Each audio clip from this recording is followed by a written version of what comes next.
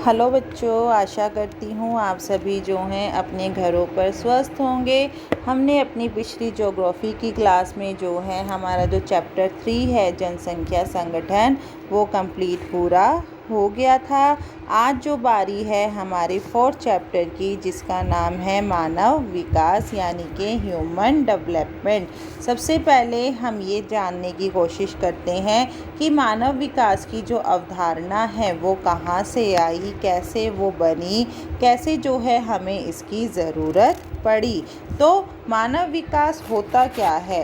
प्रकृति के संसाधनों का उपयोग तब तक पूर्ण रूप से नहीं किया जा सकता जब तक मनुष्य की क्षमताओं का विकास नहीं हो पाता है। विकास का मुख्य उद्देश्य क्या होता है? लोक कल्याण होना, यानी कि जब तक मनुष्य के अंदर प्राकृतिक संसाधनों को प्रयोग करने की क्षमता नहीं होती है, तब तक जब तक उसकी क्षमताओं का विकास नहीं हो पाता है तब तक मनुष्य का विकास संभव नहीं है। विकास का मुख्य जो उद्देश्य है वो लोक कल्याण का होता है। मानव विकास की अवधारणा जो है आधुनिक संदर्भ के विकास को एक नए सिरे से परिभाषित करने की अवधारणा है। यह अवधारणा न केवल मनुष्य को एक संसाधन के रूप में विकसित करने पर बल देती है बल्कि उसकी आकांक्षाओं को जो है एक बहुत बड़ा जो है धरातल प्रदान करती है कि मनुष्य की जो आवश्यकताएं हैं वो भी बहुत बड़ी होनी चाहिए। संयुक्त राष्ट्र विकास कार्यक्रम यानी कि यूएनडीपी द्वारा जो है मानव विकास प्रतिवेदन जो है 1990 के अनुसार हुआ था और उन्होंने कहा था विकास सिर्फ लोगों की आय तथा पूंजी की वृद्धि नहीं है अपितु यह मानव की कार्य प्रणाली और उसके काम करने के तरीकों व क्षमताओं के उन्नयन की प्रक्रिया है। विकास की इसी विचारधारा को जो है मानव विकास का नाम दिया गया है।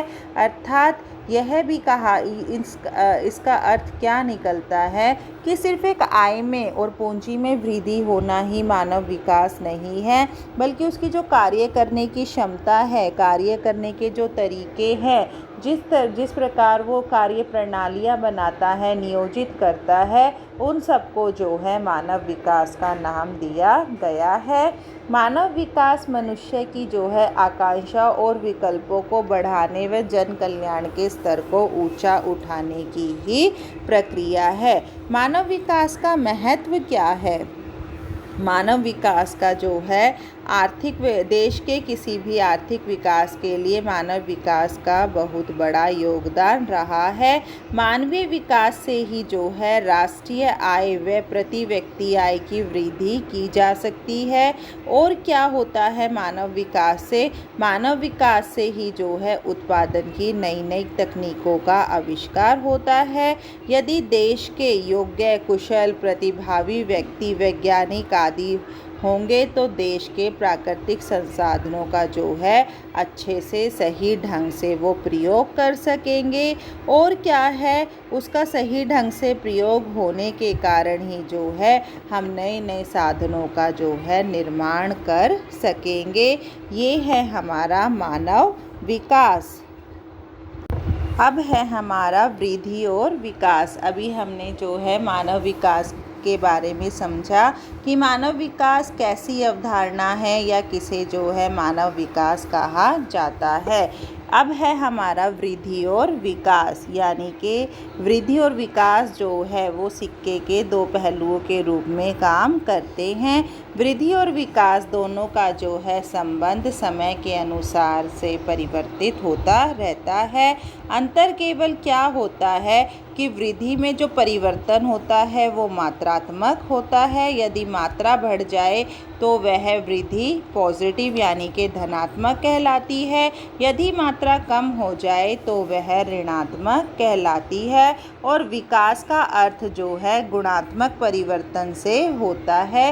विकास उस समय होता है जब वृद्धि पॉजिटिव हो, लेकिन सकारात्मक वृद्धि हमेशा विकास की गारंटी नहीं देती है। विकास उस समय भी होता है जब गुणवत्ता में सकारात्मक परिवर्तन होता है। एक उदाहरण से समझते हैं। यदि किसी नगर की जनसंख्या में वृद्धि 1 से 2 लाख होती है तो इसका मतलब है कि नगर में वृद्धि हुई है, लेकिन सुविधाएं वही रहती हैं, तो इसका मतलब है कि वो विकास से संबंधित नहीं है। अगर जनसंख्या बढ़ रही है, इसका मतलब क्या हो रहा है कि वृद्धि हो रही है। अगर हम उसी के अनुसार सुविधाएं प्रदान कर पाने में सफल होते हैं तो इसका मतलब उनका विकास भी हो रहा है। कई बार आपसे ये भी प्रश्न पूछ लिया जाता है कि वृद्धि और विकास में क्या अंतर होता है, तो यही अंतर होता है सबसे ज़्यादा। वृद्धि और विकास जो है दोनों ही समय के अनुसार परिवर्तित होते हैं। वृद्धि में जो परिवर्तन है वो मात्रात्मक होता है। ये तो मैं आपको अभी बता ही चुकी हूँ कि अगर मात्रा पॉजिटिव होती है तो क्या है, हमारा वृद्धि में पॉजिटिव हो रहा है, वृद्धि बढ़ रही है। यदि मात्रा कम होती है तो वो नेगेटिव वृद्धि कहलाती है, यानी कि ऋणात्मक कहलाती है। इसके विपरीत जो विकास में परिवर्तन होता है वो गुणात्मक होता है। विकास उसी समय होता है जब वृद्धि सकारात्मक हो, लेकिन सकारात्मक वृद्धि होना हमेशा संभव नहीं है। अब कई बार आपसे जो है यह प्रश्न भी पूछ लिया जाता है कि मानव विकास शब्द से जो है आपका क्या अभिप्राय रहा है।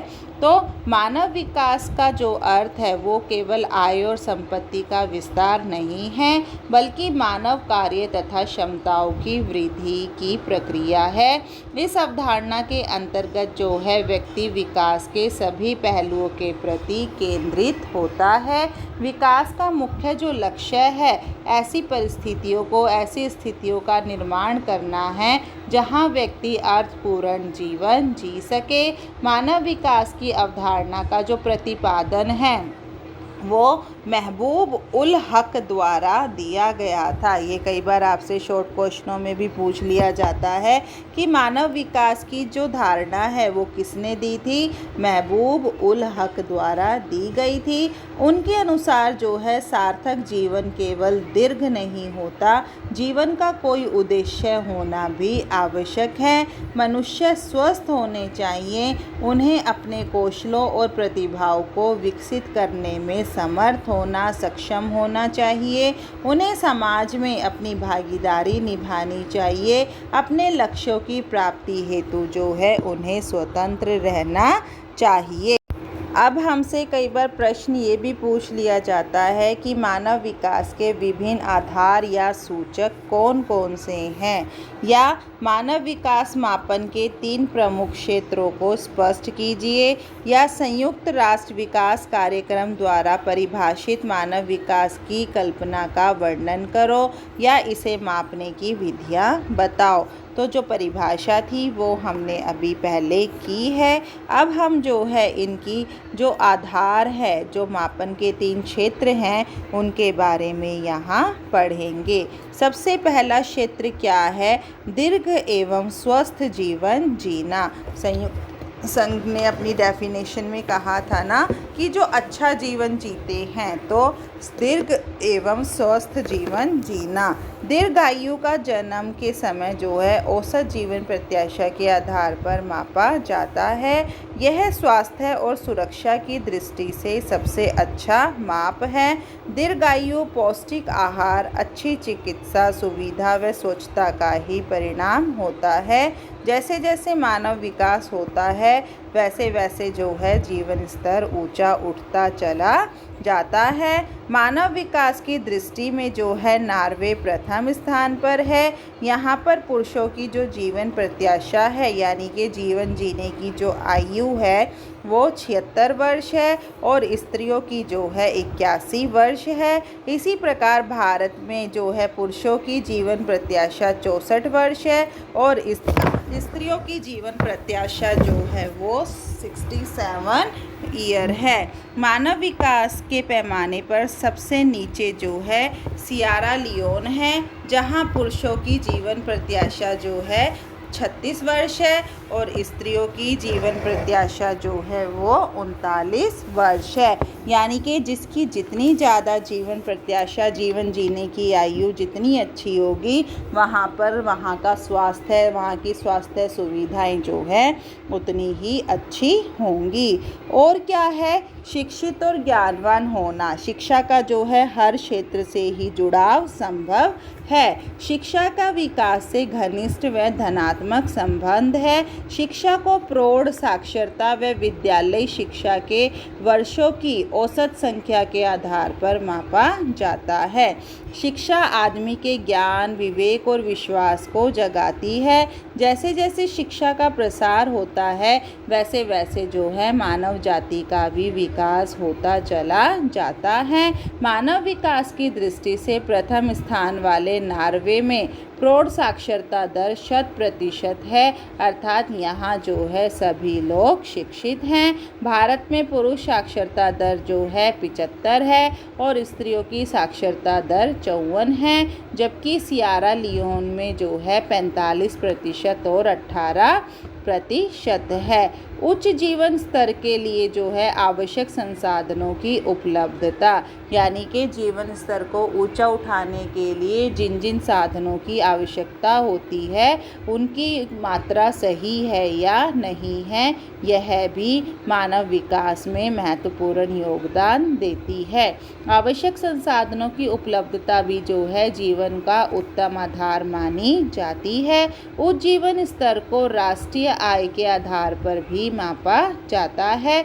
आय की गणना जो है सकल घरेलू उत्पाद और प्रति व्यक्ति आय के रूप में की जाती है। नॉर्वे में जो प्रति व्यक्ति आय है वो है $29,918 और भारत में है $2,358 और इसके विपरीत सिएरा लियोन में जो है वो $490 है। सबसे ज़्यादा प्रति व्यक्ति आय कहाँ पर है? नॉर्वे में है और उसके बाद मध्य में कौन है? भारत है और सबसे कम जो है सिएरा लियोन की है।